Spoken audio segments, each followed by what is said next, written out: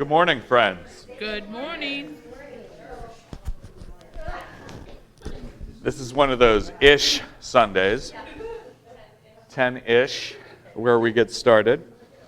But welcome to Congregational United Church of Christ on this third Sunday of Advent, the Sunday of joy. So we will focus our thoughts on the joys that we do have. Even if we're not feeling it at the moment, we will concentrate on what they may be. And so let's take a moment in the spirit of joy and remind ourselves, as we do each week, that no matter who you are or where you are on life's journey, I am welcome here. And I invite forward at this time Chad, Elizabeth, and Olivia Korach for the lighting of the Advent candle of our third week of Advent.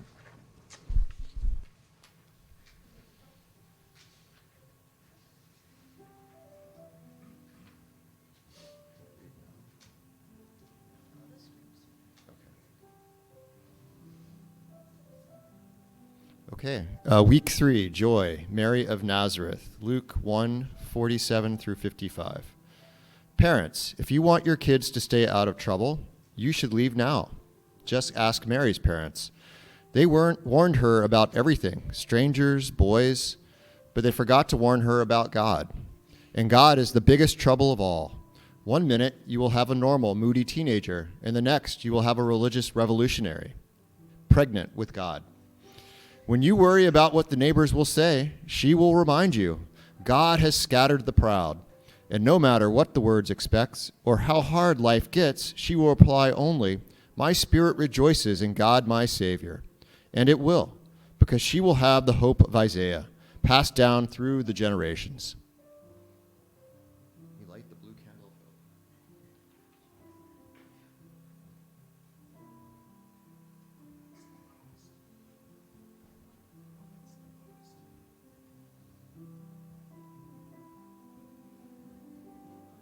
And peace of John poured over her in baptism.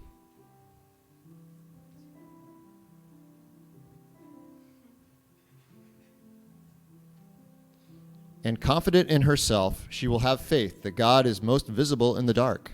Following Mary, she will carry the light of God into the darkness with her joy. We give thanks for all those who followed the light of joy, the deacons and dancers, musicians and missionaries, who lived it and carried it right down through the ages to today. As we light the candle of joy, may their lives remind us that it is not only Mary's darkness that gives birth to God, but also our own.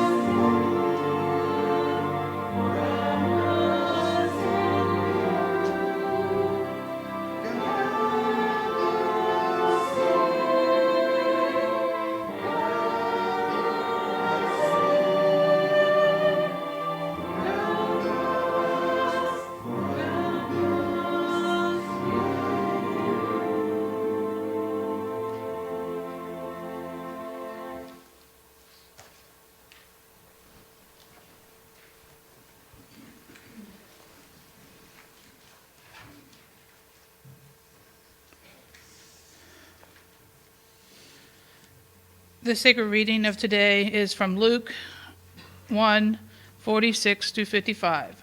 Mary praises God.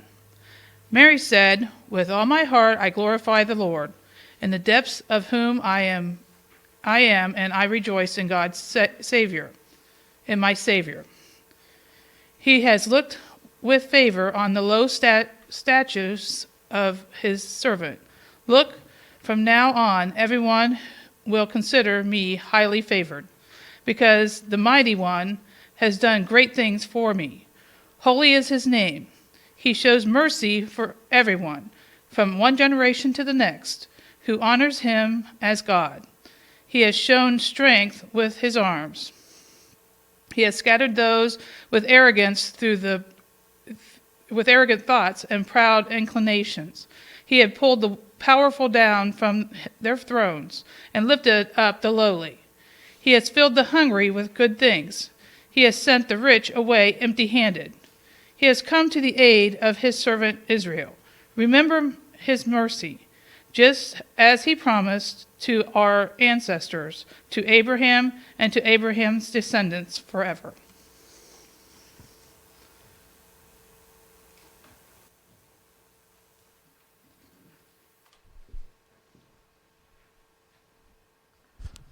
Joy. But creating joy that comes from justice. What in the world does that mean? What I think that means is, think of this for a moment. I'm sure you've all experienced this at some point in your lives, where you've done something that has assisted someone else or something else in a way. You came out of your comfort zone and interceded or stood up for what was right, something like that. Joy was experienced by two parties in that moment. The person who you helped, and who else? Yourself. Right. So I want you to think just for a moment about those moments in your life that you may have experienced this, where you've said, "No, not today, not on my watch." And you've stepped in and were the hero of the moment. We don't like to think of ourselves as heroes, though, do we? I don't. I don't wear a cape, I wear an alb.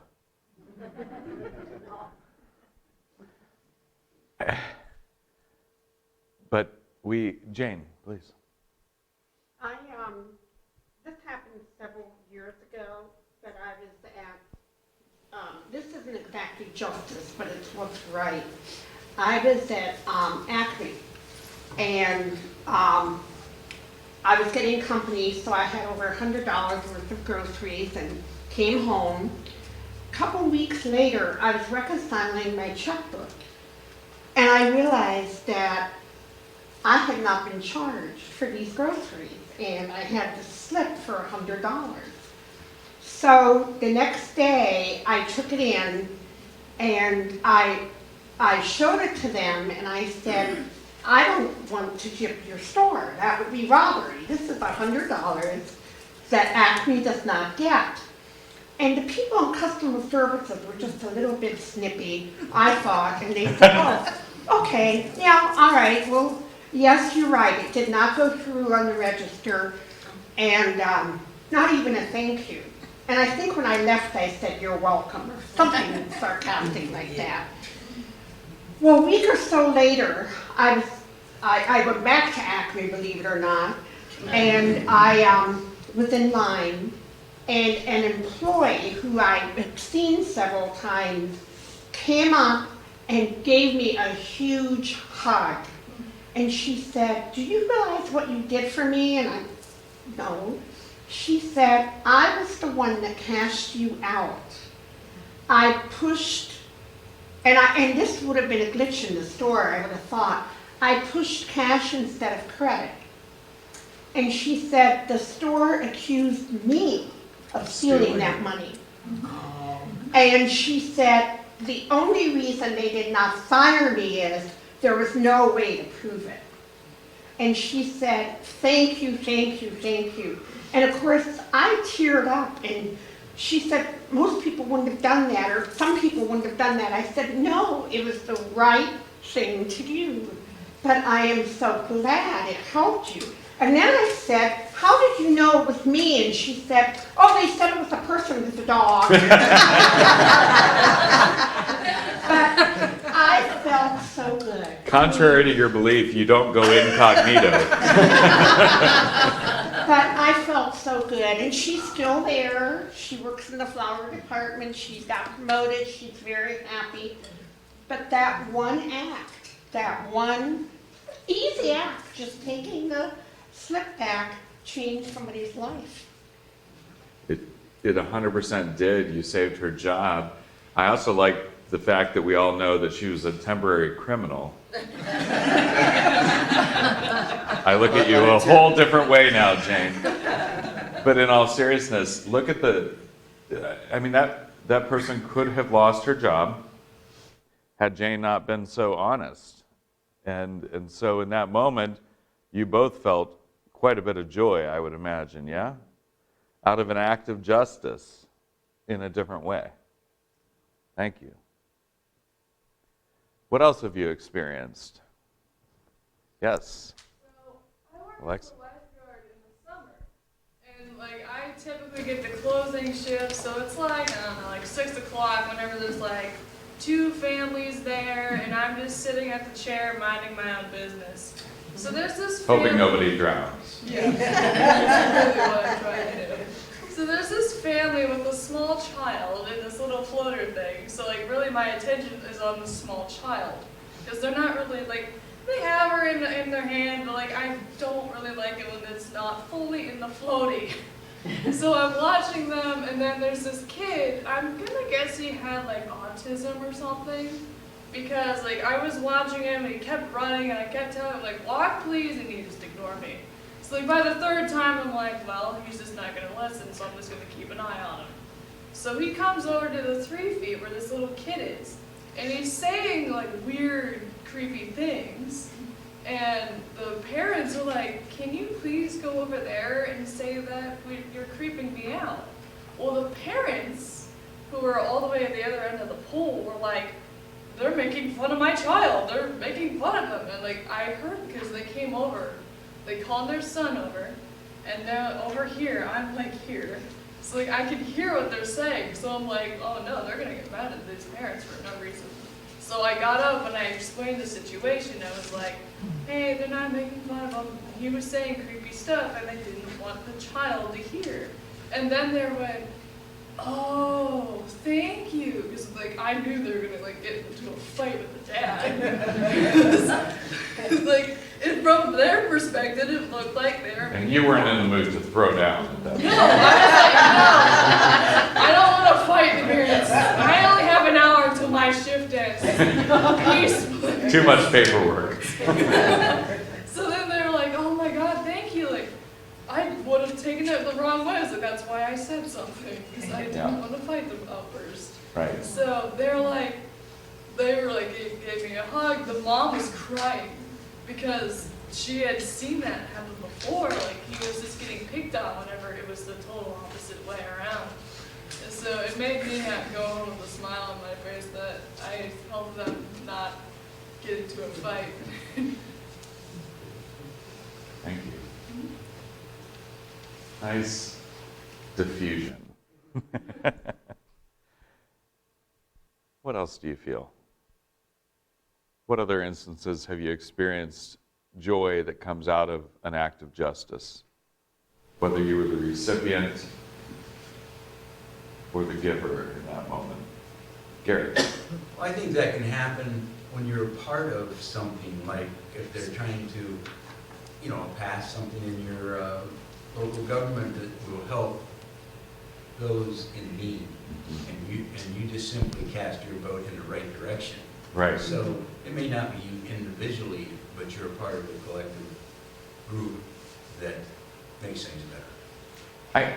You hear that a lot, I think, Gary, especially when it comes to to like school levies. You hear that contentiousness, well, I don't have kids in this school. Well, others do. And it's benefiting someone, right? That kind of thing, right? Where you err on the side of good. Whether you have children in school or not, you're benefiting the future of the community. That's right. That's right. Well, Thanks. My response to that is, these are the people that are going to take care of me in my old age. I don't want kids. I mean, if I get some smart aleck who says I don't have kids in school, Guess I can't take care of you then. I will say to them, don't you want intelligent, well-educated doctors and nurses aides taking care of you? They don't even think about that. I mean, but Right. I would anyway, because I'm the daughter of educators and I believe in it, but I think sometimes you have to hit these people with reality. Thanks, Jane. Beth. I think there's the instances like Jane was initially talking about where you can see it right away. Right. You see it right away, you feel it right away. But I think so much of what we're having to do right now and throughout so much of our history is, we're doing it, we have to feel good about it, we might not see the results. It's like planting olive trees. And Yeah. they plant olive trees and they know they will never see fruit off that tree. It's got to be done for the future generations. When, Hannah participated in the March for Our Lives and people, so many people showed up around the country for that. We have not seen the fruit of that yet, Right. specifically come to fruition. But it will. It's an entire generation that's growing up and speaking out. So we will see the fruit of that. And we just have to, we obviously never wanted to have to do that, but we'll see the fruit of it later. And so much of what we're dealing with right now is going to be the sort of thing that we have to just hold hope that there's going to be fruit in the future from it. And Beth, you're so right about the generational aspect of that. You look at youth, like any of our youth that are sitting here in my line of sight, as well as Greta, who's on. I was totally pointing at you, Kathy. I was 100% pointing at you. Yeah. 100%. You got it. But you have Greta, who is being told she needs to seek anger management help by leaders of the world, including ours. And what she's saying is so true, but you're right that the effects of what she's saying won't sink in for a long time. We work on, we're starting to try around this one building to try to recycle better, right? I admittedly am not very good at that. I'm not. And I don't know all the rules. And it was funny, when we had the tailgating thing a week or so ago, Chad looked at me in horror when he realized that I was putting pizza boxes in our recycling at home. I didn't know that you couldn't put things in that had food in them before. I learned something new. And he's like, and I said, well, I still do it. And he just looked at me like, well, he wanted to tell me that I couldn't, but he was being very nice. But he wasn't the only one. Everyone in that kitchen looked at me in horror, and I was the only one that didn't know the rules. But that's how we learn, and that's what Greta's trying to teach us, and that's what so many people are trying to teach us. And they're trying to bring about a world of justice in a time where people are beating them down. It's not the first time that's happened, right? Like the civil rights movement. Do you think Martin Luther King was feeling a lot of joy in that time period? Of course not. If only he could know the joy that came out of it, though, for so many people. If only he could feel that sense of joy. Elizabeth. I've been hesitating to speak up because I would fear that this would come across as shameless self-promotion, but I would say that the CUCC is a place where we can find this kind of joy in the things that we do try to do, Yeah. like the Canton Sunday picnic, the adopted family, walking by. I have the great fortune of being here during the week, and I enjoy this setting always, but particularly right now because there's the Christmas tree surrounded by all these bountiful gifts that are going to be presented to that family, and it's just a really positive environment for me to be in, so I'm thankful for that. But I think that as far as joy from justice, I think we should all feel proud that Yeah. we do work here, I think, to try to strive for that. Thanks, Elizabeth. And you pointed that out perfectly. And this week, just a couple days ago, Elizabeth took this beautiful picture and posted it to Facebook. It was looking down the hallway from her office toward the Christmas tree that's out here in the narthex with all the Christmas gifts under it. But it caught two things. It caught the bounty of just wonderful warm things that are aligning the walls of warmth all the way down to the tree that's out here with all of the gifts for this family under it. And that just shows the generosity that this church has. There are so many people in this church that don't necessarily have all that extra, right? But somehow we always manage to find it and do it. And so this family, who is less fortunate than anyone sitting here, is going to have a wonderful Christmas. Other families that don't have anything to speak of that we serve at the Canton Sunday picnic, there is a bounty of things right back there by this Christmas tree that will be divided up, put in boxes and wrapped and gifted to those who might not receive anything else this year. Tell me that those are not acts of justice that bring joy. They are, right? Gary. I think the only way you can even get joy out of justice is to remove yourself from it's all about me, Yes. and think of others. Yeah. Then you get joy. That's 100% right. You have to remove yourself and your own biases, because we all have them. We do.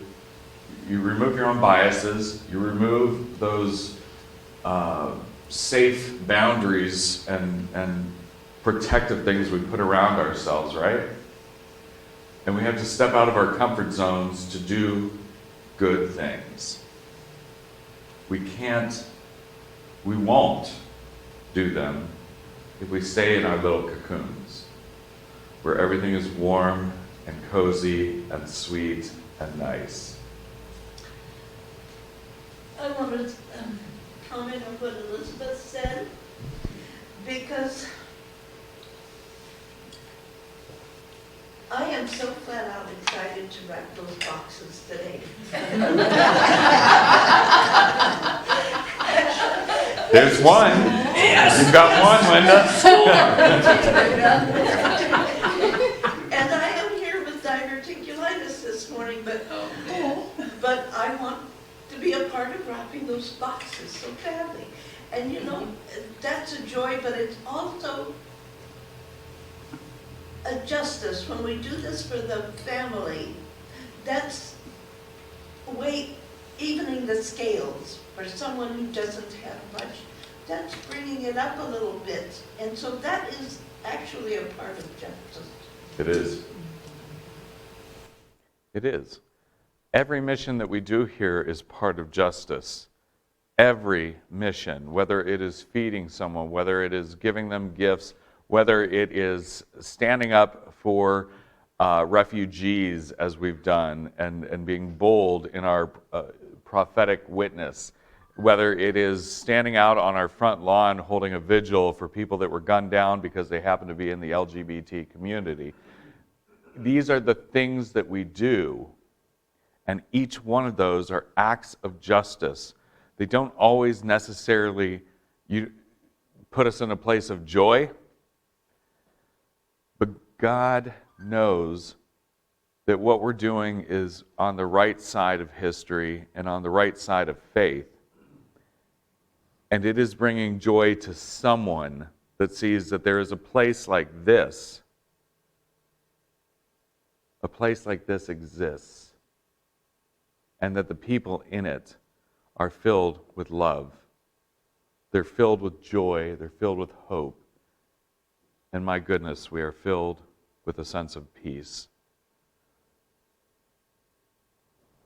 This is what Advent is about. This is our Advent story as we journey together toward Bethlehem,